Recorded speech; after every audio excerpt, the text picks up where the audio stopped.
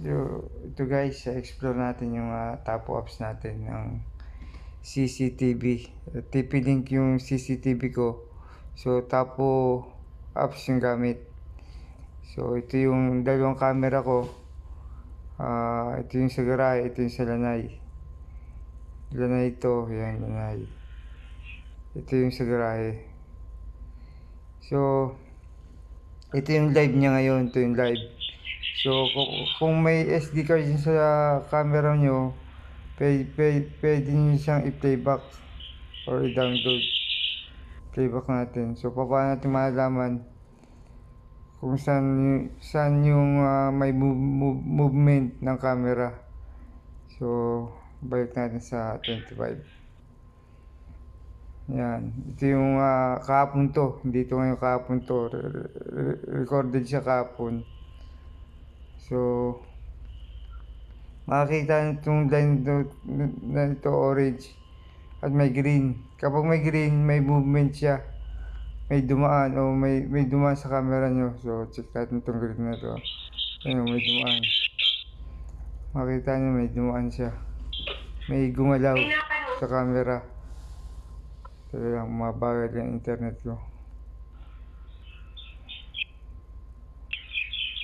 Ayan. May gumalaw. So, dumaan si Mrs. Kaya, mag-green yan. So, dun ka sa green magpo-focus. Kung may movement, dun ka titingin sa mga green na yan sa green na to. Doon mo malaman na may dumaan sa CCTV nyo.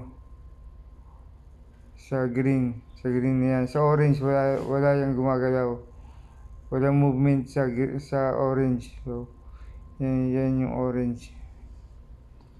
Walang movement diyan. So, wait na natin. Mabagal ang net. So, dumaan yung aso. So, kaya may na-detect na movement yung camera. Yan. Kahit asong dumaan, mag-a-appear rin dito sa playback. Dito tayo sa green. Basta sa green siya, mayroon siyang movement. Pag orange, wala. So, doon kayo magpo-focus sa playback sa green lang. So, yun lang po. Yan guys. Ito green. Yan, green.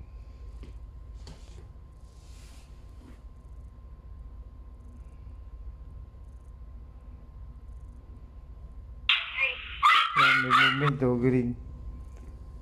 May movement. Dumating sila galing sa school. Okay. So, yan lang po. Ganyan lang po yung sa Apo app. Sa playback ng Apo app.